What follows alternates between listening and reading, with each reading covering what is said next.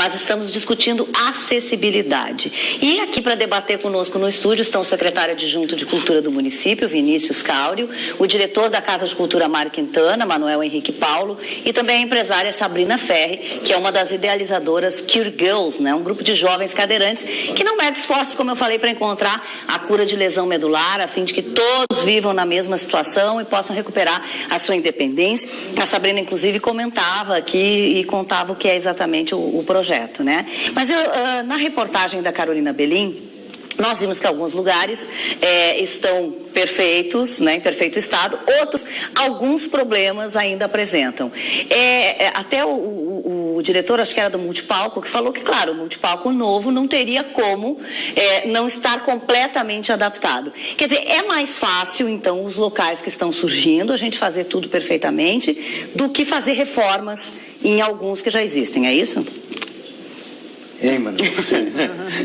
Nós temos, por exemplo, na Casa de Cultura Mário Quintana, é um prédio tombado, um prédio histórico, importantíssimo para Porto Alegre, o Estado. Então, existem alguns critérios para adequações, adaptações. E sempre esbarram, principalmente, na questão de arquitetura mesmo. Uhum. O que nós percebemos, já com outras pessoas que visitam a casa em diversos andares, é que algumas reformas que foram, adequações que foram feitas, elas foram feitas por o olhar de um arquiteto ou de um engenheiro, e não de um cadeirante, de uma pessoa que... Isso faz muita diferença. Que tem a necessidade. Então, nós fizemos uma pesquisa e constatamos isso, que o banheiro, por exemplo, o sanitário público, ele foi adaptado.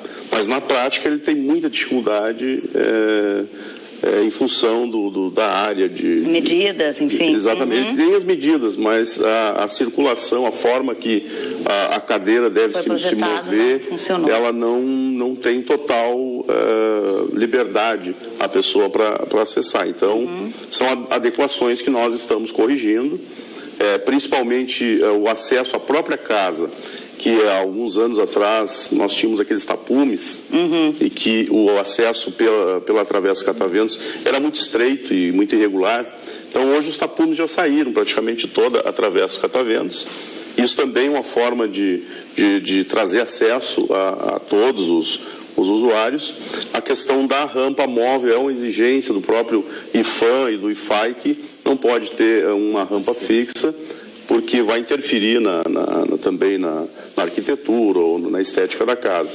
Então, são rampas móveis que, assim que solicitado, nós colocamos e depois retiramos. Mas é que na maioria das vezes as pessoas não sabem, né, também. Sim, talvez, pode solicitar o que tem que solicitar. Talvez falte uma informação. É que, na verdade, sim, deveria ter a rampa, né, de qualquer forma ali. E a gente observou também a Eva, eu acho que era a nossa convidada cadeirante, falar uma coisa muito importante, que o cadeirante também tem que ter a opção, se existe área VIP, se existe camarote, de optar, eu vou pagar e quero também estar naquela seção ali. E isso já está sendo pensado para novos projetos? O que o Manuel coloca com questão não é diferente no município, né? Como a gente tem muitos prédios do século XVIII, XIX, às vezes tem uma dificuldade. O prédio já é adaptado, né? E alguns setores, às vezes, encontram maior dificuldade para adaptação para cadeirantes ou para mobilidade. É óbvio que nas construções recentes isso já vem se pensando. No caso do município, por exemplo, a gente tem um apoio muito forte da Secretaria de Acessibilidade.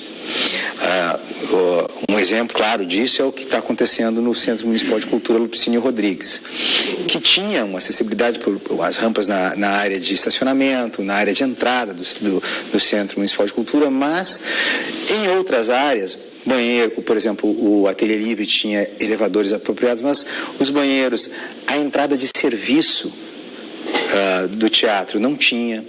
E a bancada, por exemplo, a acessibilidade não só para a pessoa que consome cultura, mas a que trabalha na cultura.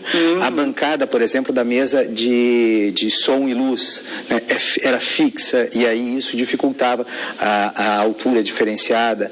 Então, essas coisas que o olhar do cadeirante ou de quem tem uma possibilidade de percepção visual limitada e o aconselhamento dessas pessoas na hora da gente fazer uma reestrutura arquitetônica ou de construir um novo prédio é fundamental, é muito importante. São coisas que têm que ser bem pensadas. Eu acho que o olhar do cadeirante é fundamental. Eu já estive, por exemplo, em restaurantes que tinham total acessibilidade. Aí quando eu fui me posicionar na mesa, a cadeira não entrava. Então, como é que eu ia almoçar, jantar com uma certa distância da mesa? Então, são coisas que às vezes são detalhes, né? E foi aí que vocês foram buscar, vocês mesmos, né? De repente, com esse projeto, é um auxílio, ou seja, vamos acelerar esse processo, né? O projeto não tem muito a ver assim, com acessibilidade, né? Tem a ver com cura, é um outro objetivo. Mas no dia a dia a gente acaba vivendo essa necessidade. Vocês acabam se reunindo, né? E conversando e descobrindo são, como eu falei, pequenos detalhes. Eu tive agora na Copa, no estádio Beira-Rio, e a gente vê uma coisa muito importante que eu assisti na reportagem, é exatamente o que a vereadora falou. É uma inclusão excluindo, porque tu tem aquele local e a pessoa tem que ficar naquele local. Todos os cadeirantes ficam naquele local isolados. Né? Na arena, não é porque eu sou gremista, mas na arena eu tenho a possibilidade, são vários lugares espalhados, tanto no anel superior quanto inferior. Então eu posso assistir o jogo com alguns amigos, né? Não com um acompanhante no local destinado só para a cadeira. Tá certo. Bom, a gente vai convidar agora para participar da nossa conversa o Ricardo Shimosakai, eu acho que é esse o nome dele, e que desde 2004 trabalha com turismo acessível. Boa noite, Ricardo. Boa noite. Tudo bem? Tudo bem, prazer. Bom, como é que é exatamente o turismo acessível? A gente, na verdade, é Turismo Adaptado. É uma empresa, ela trabalha com acessibilidade e inclusão no lazer e turismo. Então, a gente tem feito diversas ações nesse campo, né? A gente está fazendo ações pontuais, às vezes, mas viu que, às vezes, isso não dava certo, né?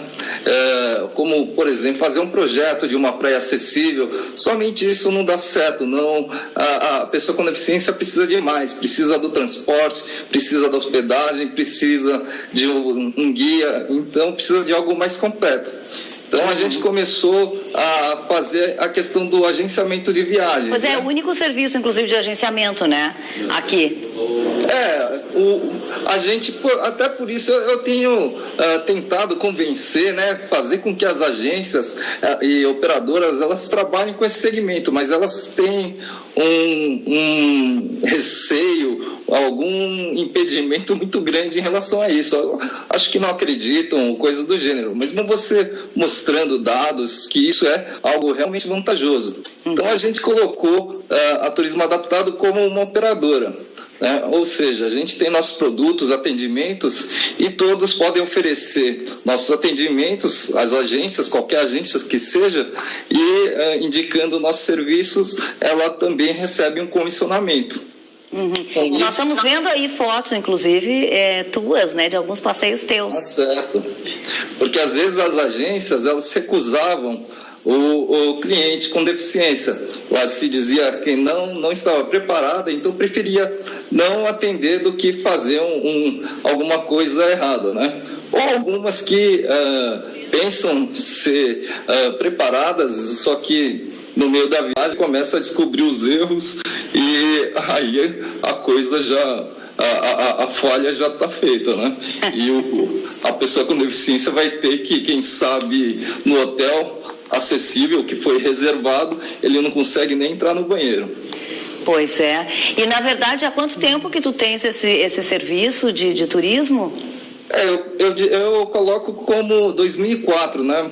Na verdade, a partir de 2004 eu comecei, mas ainda era uma coisa pequena. Fui me estruturando até começar a trabalhar totalmente com isso, exclusivamente, totalmente, uma forma bem dedicada, né? Então agora a gente está ampliando, está espalhando, porque isso realmente no exterior, como a gente coloca, o rendimento de quem trabalha com turismo acessível é enorme. E não só a questão financeira traz uma visibilidade muito grande, então estamos colocando isso para o Brasil, né? E se as pessoas quiserem entrar em contato contigo, Ricardo, para fazer alguma viagem, enfim, fazer esse agenciamento aí? Nosso e-mail é Ricardo, pode entrar em contato através do e-mail, né? Meu e-mail é ricardo@turismoadaptado.com.br. Meu telefone em São Paulo é DDD 11 3846-6333, ou então pelo celular 998541478. Ótimo. Também. O Ricardo é um serviço completo, né? Procurando no Turismo Adaptado, você vai achar ali no Facebook, a gente tem um blog, posta notícias diariamente, estamos em todas as redes sociais colocando dicas, informações, até para o pessoal ficar seguro do nosso serviço que a gente tem, e vai buscar oportunidades através no Brasil e no mundo. Eu acho que essa ideia que o Ricardo teve foi bem isso que a gente estava falando também, de viver, também as experiências primeiro, para depois a gente ver o que realmente precisa fazer. Na verdade, o que ele coloca também acontece de forma de uma qualificação da sociedade como um todo. Algumas dificuldades, por exemplo, agora a gente está fazendo a adaptação do piso do Teatro Renascença, né? Então, assim, o teatro é um espaço que, incidentalmente, alguém pode estar querendo ir ao banheiro ou sair em meio à sessão da peça. É escuro. Isso causa uma visibilidade menor. O que, para quem convive com isso a vida, já está mais ou menos adaptado. Quem não está, fica muito difícil sair dessa situação, ou do cinema. Quando você tem o piso tátil, você está indiretamente ajudando isso, isso também. Isso qualifica toda a sociedade, né? Nós vamos ter que começar a pensar antes. Importante, eu acho que destacar convém a questão de conteúdo acessível também. Como a Casa de Cultura, ela é um espaço de diversidade, praticamente todas as linguagens ali dentro do mesmo espaço. Nós temos, por exemplo, oficinas inclusivas, oficinas de dança para cadeirante, para pessoas que têm dificuldade de mobilidade. Nós temos oficinas para cegos, nós temos exposições em 3D com orientação tátil e também filmes com audiodescrição, que é uma novidade, não é uma novidade para nós, talvez seja uma novidade, mas nós estamos com um projeto para um acervo de 34 filmes para a Casa de Cultura e também para poder fazer circulação, de 34 filmes da história do cinema brasileiro até o ano de 2010, todos eles com audiodescrição.